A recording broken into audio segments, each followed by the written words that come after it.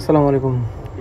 আজকে দুবাইতে একটা প্রতারণা দেখলাম, যেটা আমাদের বাংলাদেশে আমরা দেখছি এর আগে। যখন বাংলাদেশে মোবাইল মার্কেটে কাজ করতাম, তখন আমাদের কাছে এরকম কেস আসতো। আজকে সেম একটা কেস আমাদের এখানে আসছে। এক মহিলা একটা আইফোন 16 প্রো ম্যাক্স নিয়ে আসছে, নতুন বক্স।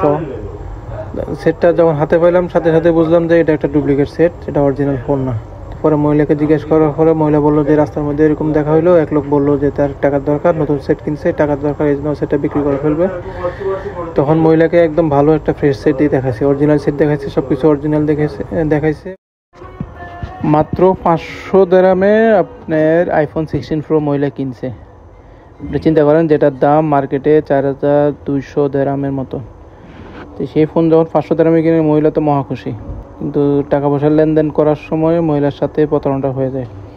বক্সের যখন দেয়, তখন বক্সের ভিতরে ডুপ্লিকেট আইফোনটা মহিলাকে দিয়ে দেয়।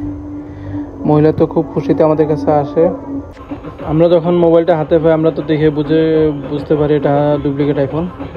মহিলাকে যখন জানাই, মহিলা তো আকাশ থেকে পড়লো মনে হয়।